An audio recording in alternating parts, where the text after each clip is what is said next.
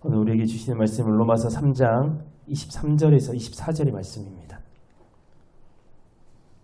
로마서 3장 23절에서 24절의 말씀.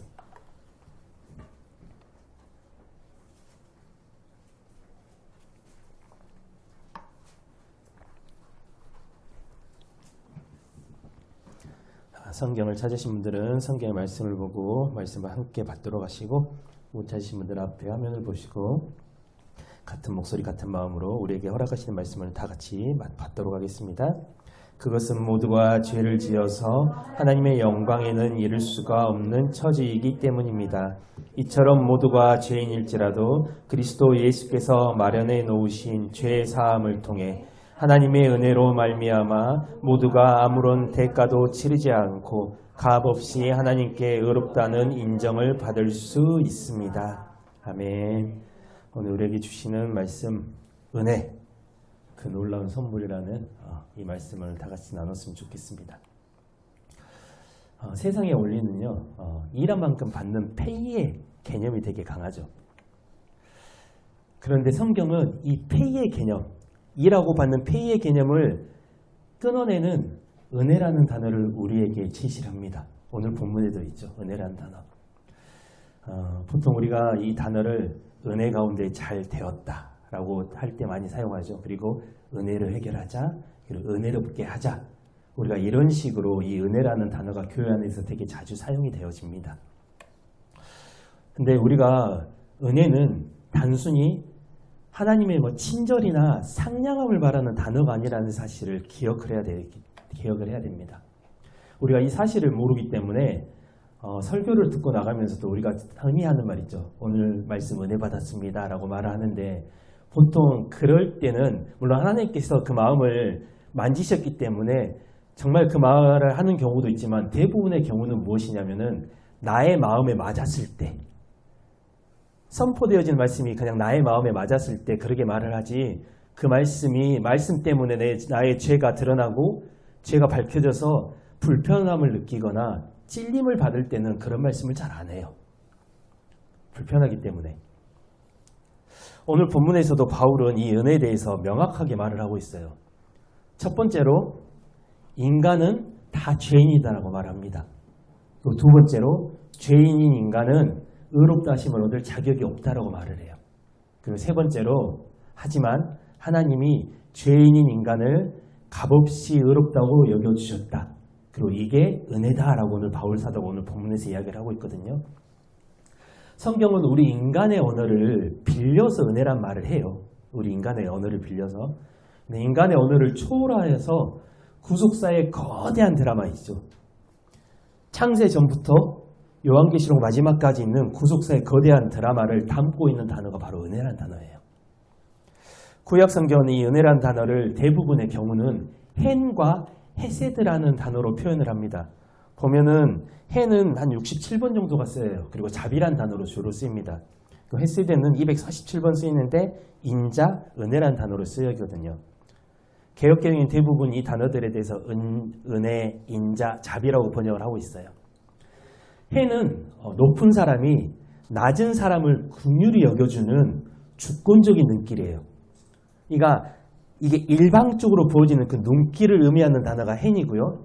그리고 어원적으로 봤을 때는 아랫사람에게 호의를 베풀어주기 위해서, 아랫사람에게 친절을 베풀어주기 위해서 윗사람이 몸을 이렇게 굽히는 것을 말을 합니다. 헨이라는 단어가 가지고 있는 의미가. 그리고 헤세드는 언약적인 사랑, 그리고 신실한 사랑을 의미해요. 그러니까 헨이 호의를 베푸는 마음을 중요시한다. 그 마음을 중요시한다면은 헤세드란 단어는요, 법적인 약속의 기초예요. 그래서 상대방이 나를 배신함에도 불구하고 끝까지 그 사람을 책임지는 행동을 말하는 거예요. 그러니까 헨은 마음을 중요시하는 단어고 헤세드는 행동을 중요시하는 단어라는 거죠. 호세아서에 기록된 하나님의 그 고집스러운 성실하신 사랑이 있죠. 그거를 헤세드로 표현을 하거든요. 그러니까 쉽게 말하면 헨은 그렇게 하시기로 작정하신 계획의 은혜인 것이고, 헤세드는 그 작정을 실천해 가시는 하나님의 섭리적인 은혜를 말한다는 거예요. 이게 신약으로 넘어오면은 카리토와 카리스라는 단어가 이 은혜라는 단어를 말을 하고 있어요. 여기도 보면은 카리토라는 단어는 2번 정도 쓰여지고요. 이제 카리스는 155번 정도 쓰여집니다. 근데 우리가 주의해야 될 단어가 바로 아래에 있는 카리스마라는 단어예요. 카리스마. 성경에서는 이 단어를 다 100% 은사라고 번역을 해요. 은사. 그래서 사람들이 은혜와 은사를 구분을 해서 은혜는 받는 것이고 은사는 드러나는 것이라고 생각을 하기가 쉬워요. 그런데 은사 또한 하나님으로부터 부어지는 은혜의 선물이라는 사실을 기억을 해야 되는 거예요. 그게 은사거든요. 그래서 은사만을 강력하게 추구하는 은사주의 있죠. 이 은사주의는 성경을 왜곡하는 거예요. 왜냐하면 고린도전서를 보면은요, 은사는 교회를 유익하게 그리고 영혼을 돕기 위해서 하나님이 원하시는 사람에게 일방적으로 부어주신다라고 기록이 되어 있어요. 그게 은사예요. 그리고 그걸 은혜라고 말하는 거라고요. 그래서 은사를 받은 사람은 자신은 자랑하지 말라고 말합니다. 왜? 일방적으로 부어진 거기 때문에 내가 자랑을 할 게 없다라고 바울사도가 말하는 거예요. 그래서 은사는 곧 은혜라는 사실. 은사와 은혜를 구분하지 마시라고 저는 부탁을 드리고 싶어요. 바울은 그의 서신을 통해서 카리스, 은혜를 받을 자격이 전혀 없는 자에게 하나님께서 일방적으로 부어주시는 하나님의 호의의 능력이라고 말을 하고 있어요. 서신을 통해서 계속 말을 하고 있습니다. 그리고 카리스의 그 은혜는 인간의 공로를 빵으로 만들어요. 영으로 만들고 오직 예수 그리스도의 그 공로만을 100으로 만들어서 구원의 유일한 원동력이 된다고 말을 해요. 그래서 카리스라는 이 단어는요, 구원의 유일한 길이 되시는 예수 그리스도를 말하는 단어이기도 합니다. 요한복음 1장 17절. 그것은 율법은 모세를 통하여 주어진 것이지만 은혜와 진리는 예수 그리스도를 통하여 우리에게 주어졌다라고 기록이 되어 있습니다. 우리가 누리는 은혜의 주체가 바로 예수 그리스도라고 말하고 있는 거예요. 그렇게 은혜를 안다는 것은 예수 그리스도를 안다는 것이고 예수 그리스도를 모른다는 것은 은혜를 모른다는 거예요. 바울이 말한 자격 없는 자에게 베푸신다는 표현 너무 좋아요. 그런데 진짜 정말 은혜의 값어치를 드러내는 표현이 있다면 저는 이렇게 표현을 하고 싶습니다. 자격이 없는 제로의 상태가 아니라 하나님을 반역한 마이너스의 상태의 죄인에게 베푸시는 생명이 은혜다. 저는 이렇게 표현을 하고 싶은 거예요. 그러니까 영이 아무것도 없는 게 아니라 그 아래로 떨어져 있는 우리가 하나님의 주권적이고 일방적인 그 이끌어 주심 때문에 우리가 이걸 누린다라고 저는 표현을 하고 싶은 거예요. 즉 거지에게 베푸는 적성과 자신의 아들을 죽인 원수를 구제하는 행동은 차원이 다른 문제거든요. 우리가 그냥 불쌍한 사람에게는 얼마든지 뭔가를 줄 수 있는 것 줄 수 있어. 우리들도 줄 수 있어요. 하지만 나에게 해를 가하고 나의 가족과 나의 자녀들에게 해를 가한 사람에게 우리가 그냥 일방적으로 그에게 무엇인가를 줄 수는 없는 사람들이거든요. 근데 하나님이 우리에게 그렇게 하셨다는 거예요. 바울사도는 로마서 5장 8에서 10절에서 우리는 자격 없는 자일 뿐만 아니라 하나님과 원수된 자라고 말을 합니다. 우리가 아직 죄인 되었을 때 하나님께서 우리를 사랑하셔서 하나님께서 의롭다라고 인정하여 주셨다고 말을 하거든요. 그래서 은혜에 대한 정의를 은혜란 심판대 앞에 서 있는 부적격자를 심판대에서 생명으로 심판대 앞에서 생명으로 돌려서 가게 하시는 하나님의 주권적인 호의다라고 하신 분도 있어요. 이렇게 말씀하신 분도 있어요. 그리고 은혜는 하나님으로부터 시작되어서 그리스도를 통하여 성령으로 말미암아 우리에게 이르고 다시 하나님께 영광이 되게 하시는 삼위일체 하나님의 다이나믹한 역사라고 말을 하신 분도 있습니다. 그러니까 은혜에 대한 정의가 되게 다양해요. 교회들이 지금껏 끊임없이 은혜를 말해왔거든요. 근데 우리는 다시 은혜로 돌아가고자 합니다. 왜냐하면 은혜의 개념을 잃어버려서 입술로만 우리가 은혜를 외치다 보니까 현대 교회가 어느 순간 은혜를 잃어버려서 율법주의와 방종 사이에서 길을 잃고 계속 헤매고 있기 때문에 우리가 다시 은혜로 돌아가야 된다고 말씀을 드리는 거예요. 율법주의의 모습은 내가 잘해야 하나님이 사랑하신다. 대부분이에요. 그러면서 내 열심을 강조하게 됩니다. 그리고 방종의 모습은 어차피 구원받고 어차피 은혜 받았는데 마음대로 살아도 되지 않을까라고 말을 하는 게 방종이에요. 그래서 방종은 10년이 넘게 20년이 넘게 평생을 신앙생활을 해도 그 신앙생활이 어린아이의 신앙생활에서 벗어나지 못하게 만드는 게 바로 방종이에요. 어차피란 단어. 그리고 세상에 영향을 주는 사람이 되어야 되는데 도리어 세상에 영향을 받는 사람이 되게 만드는 게 방종입니다. 그래서 이 둘 다 복음은 아니에요. 은혜는 나를 교만하게도 만들지 않고 나를 게으르게도 만들지 않아요. 다만 하나님만을 사랑하게 만드는 게 은혜거든요. 그래서 율법주의는 인간의 의를 자랑하고 방종은 인간의 쾌락을 추구하는데 은혜는 인간을 낮추고 오직 하나님 그 한 분만을 높이는 삶을 살아갈 수 있도록 그렇게 하기 때문에 우리가 다시 은혜로 돌아가야 되는 거예요. 은혜는 아담의 창조 이전부터 존재했고요. 아담의 가죽옷 사건을 통해서 계속 흘렀고 그리고 예수 그리스도의 재림까지 연결이 되어 있는 게 은혜거든요. 그래서 은혜는 단순한 이론이나 교리가 절대 아닙니다. 은혜는 죄인들을 위한 하나님의 사랑에 관한 관계의 개념으로 우리가 은혜에 접근을 해야 되는 거예요. 그래서 지금부터 몇 주 동안은 성경 전체를 통해서 하나님이 죄인인 우리들을 어떻게 은혜롭게 하셨는지를 살펴보고자 하는 거예요. 은혜를 제대로 이해하기 위해서는 십자가만 바라봐서는 안 됩니다. 왜냐하면 은혜는 골고다에서 시작된 게 아니거든요. 은혜는 에덴 동산에서부터 이미 시작이 되었어요. 더 정확하게 말하면 창세 전부터 시작된 게 은혜예요. 그래서 오늘은 창세기 1장에서 3장을 통해서 가장 처음에 나타난 은혜를 살펴보고자 합니다. 그래서 우리가 창세기 3장을 좀 먼저 찾으셨으면 좋겠어요. 성경을. 1장과 2장은 이제 창세에 대한, 이제 창조에 대한 이야기가 있는데, 이제 3장은 이제 타락에 대한 이제 말씀이 기록이 되어 있잖아요. 우리는 보통 죄를 지은 후에 우리에게 임하는 게 은혜라고 생각을 해요, 보통. 근데 성경은 죄가 있기 그 전부터, 그리고 우리가 존재하기 전부터 이미 은혜가 시작되었다고 선언을 하고 있는 게 성경이에요. 바로 창조를 결정하신 그 결정이 은혜라고 말을 합니다, 성경은. 그리고 이게 우리에게 주어진 첫 번째 은혜예요. 아무것도 없었던 우주를 만드시고 그 먼지에 불과했었던 우리에게 생기를 불어넣으셔서 당신과 하나님과 소통하는 인격적인 존재로 만들어주신 존재의 은혜를 우리에게 먼저 주셨습니다. 제가 계속 말씀드리잖아요. 네페시와 하이네페시 이야기.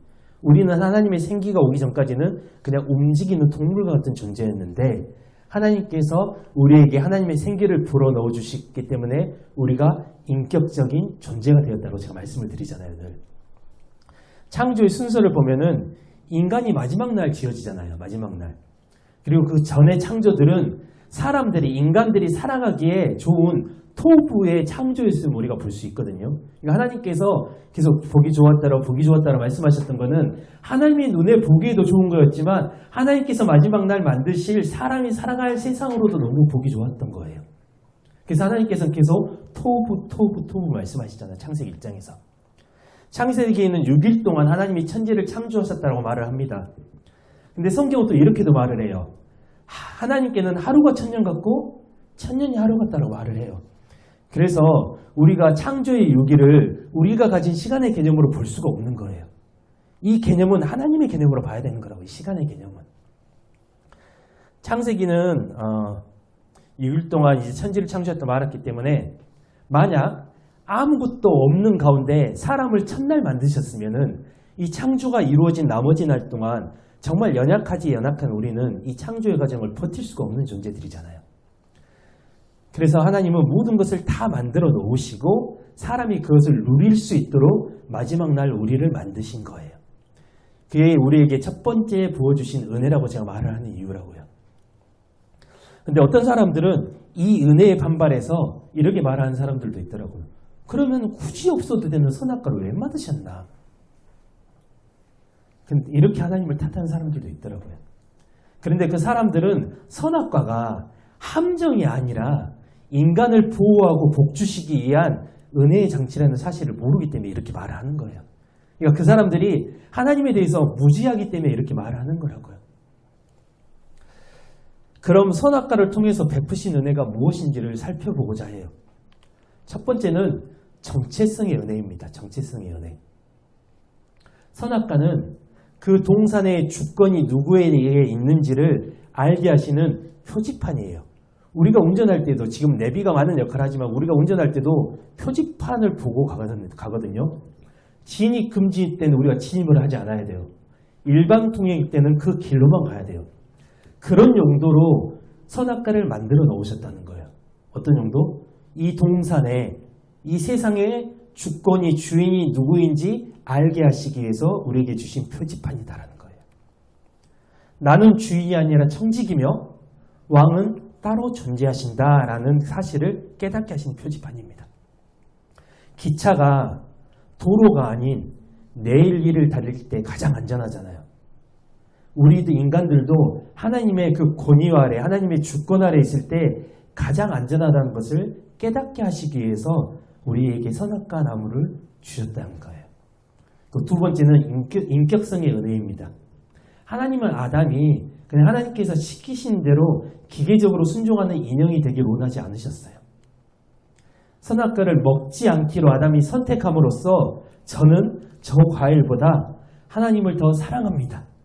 저는 제 뜻보다 하나님의 더 말씀이 중요합니다. 라는 고백을 통해서 수동적인 로봇이 아니라 능동적인 사랑의 표현을 할 수 있는 도구로서 선악과를 주신 거라고요. 그리고 세 번째는 최소한의 금지, 최대한의 자유를 누리게 하신 은혜입니다. 99의 자유를 주시고 단 하나의 제한을 두시는 거거든요. 그러니까 99의 풍성함을 통해서 하나님을 누릴 수 있도록 그 은혜를 베푸셨다는 거예요. 그런데 99개를 가진 사람이 나머지 한 개마저 가지려다 모든 것을 잃어버리는 사건의 현장을 우리가 지금 목격하고 있는 거거든요. 99개에 만족하지 못하고 100을 채우고자 하는 그 탐욕과 욕심의 현장. 그게 바로 우리다라고 말씀하시는 거예요. 부모가 아이를 사랑한다고 해서 모든 걸 다 우리가 허락하진 않잖아요. 사랑하기 때문에 안 되는 게 반드시 존재합니다. 그렇죠? 차도로 뛰어들면 안 돼! 라고 우리가 말을 하는 이유는 이 아이에게 자유를 빼앗기 위해서 명령을 내리는 게 아니잖아요. 그 아이의 생명을 우리가 지키기 위해서 우리가 그 아이에게 명령을 하는 거라고요. 선악과는 하나님이 인간의 자유를 제한하려고 만드신 게 아니라 인간을 보호하기 위해서 만드셨다는 사실을 놓쳐서는 안 된다는 거예요. 아담이 선악과를 먹는 타락은요, 단순한 미끄러짐의 사건이 아니라 왕을 향한 반역의 사건입니다. 그리고 아담의 타락은 불순종을 넘어서 나도 신이 되겠다. 나도 하나님처럼 되겠다라는 선언이었다고요. 그리고 이 반역에는 반드시 죽음이 뒤따라야 한다고 말씀하셨습니다. 근데 아담이 안 죽어요. 왜 안 죽냐? 성경이 말하는 죽음은 소멸함이 아니라 단절이기 때문에 그래요. 하나님과의 분리를 죽음이라고 말하기 때문이에요. 가장 사랑했었던 대상이 가장 두려움의 대상이 되는 이런 단절. 바로 그렇게 가까웠던 하나님과의 단절을 성경은 죽음이다, 사망했다라고 말씀하고 있다라고요. 그리고 아담의 타락은 아담 혼자만의 타락이 아닌 칼빈이 말하는 전적 타락의 길이에요. 그리고 이 타락, 이 전적 타락은 피조 세계까지 영향을 끼치게 됩니다. 이게 바로 타락이 끼치는 영향력이거든요. 우리는 죄를 지어서 죄인이 아니라 죄인으로 태어났기 때문에 죄를 짓는다는 거예요. 이게 전적 타락이 말하고 있는 겁니다. 그리고 인간뿐만 아니라 말씀드렸다시피 피조 세계도 죄에 얽매이게 돼요. 창세기 3장 18절을 보실까요? 창세기 3장 18절에 이렇게 말을 하고 있죠. 땅에는 가시덤불과 엉겅퀴가 무성하게 자랄 것이다. 너는 밭에서 자라는 푸성기만 먹고 살아야 할 것이다 라고 기록이 되어 있어요. 이 죄의 결과로 가시덤불과 엉겅퀴를 이야기합니다. 그리고 이 가시는 결국 예수님을 찌르는 도구가 되는 거예요. 결국 우리의 죄가 우리의 죄의 결과인 가시, 우리의 죄가 예수님이 피를 흘리시게 하는 도구가 되었다라고 말하는 거예요. 성경은. 그러니까 우리의 죄 때문에 예수님도 십자가에서 아버지와의 단절을 경험하시게 된다라고 말하는 거예요. 예수님께 십자가에서 이렇게 외치시잖아요. 아버지, 나를 왜 버리시나이까라고 외치시잖아요. 이거는 예수님께서 하나님과의 단절을 경험하시는 그 선언이거든요. 그 고백이거든요. 우리 죄 때문에 그렇게 되는 겁니다. 그래서 이 전적 타락으로 인한 단절, 죽음의 상태가 바로 은혜의 필요성이 되는 거예요. 이게. 에베소서 2장 1절에 보면 이런 말씀이 있죠. 여러분은 이전에 죄와 허물 가운데서 죽었던 사람들입니다. 라고 기록이 되어 있어요. 죽은 사람이 아니라 이미 죽었던 사람이라고 선포를 합니다. 죽은 시체에게 필요한 것은 단순한 건진과 도움이 아니라 바로 부활이에요. 부활. 제가 세례 설명하면서 말씀드렸잖아요. 부활의 전제 조건은 죽음이다.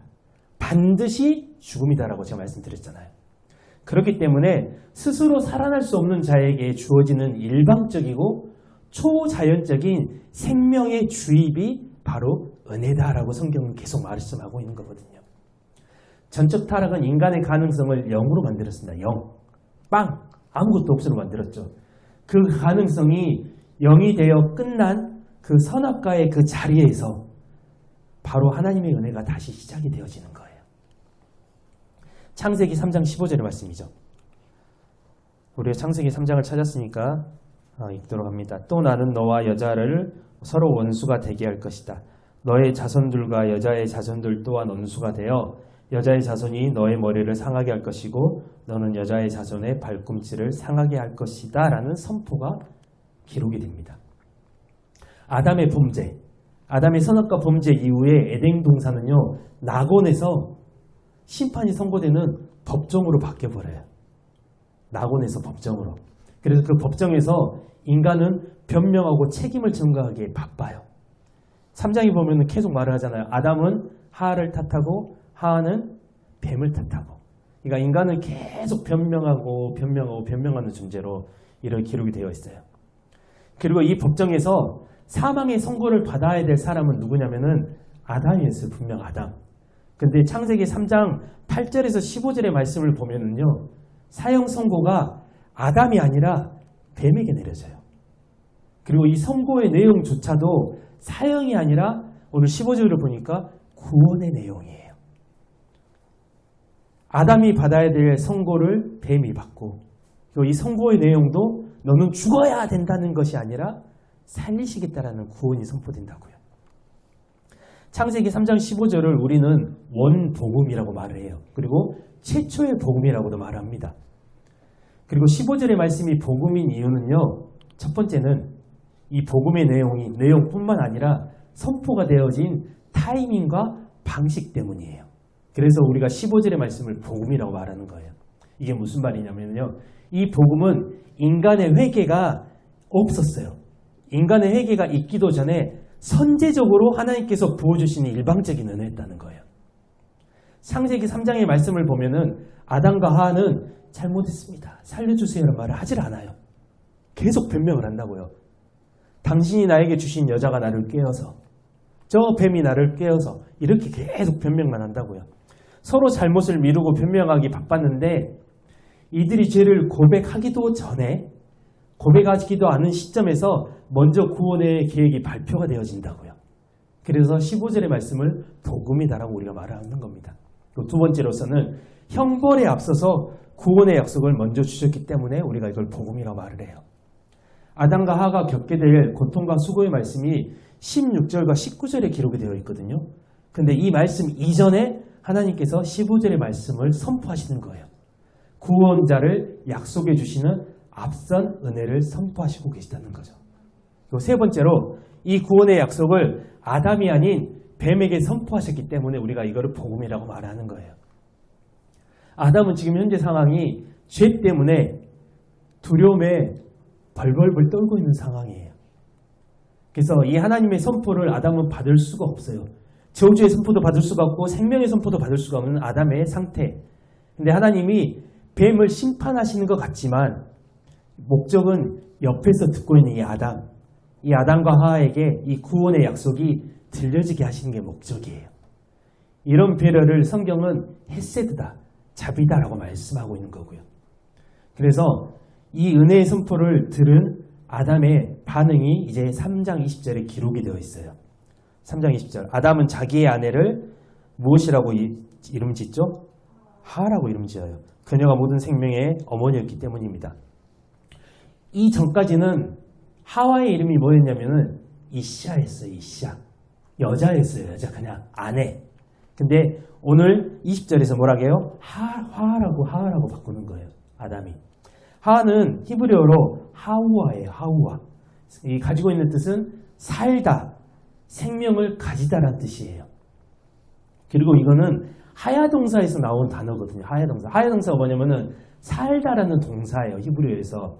근데 이게 있다, 존재하다라는 뜻도 있는데 이 단어가 출애굽기 3장 14절에 보면은 하나님께서 모세에게 자신을 소개하는 장면 있죠. 나는 스스로 있는 자다라고 그때 이 단어가 쓰입니다.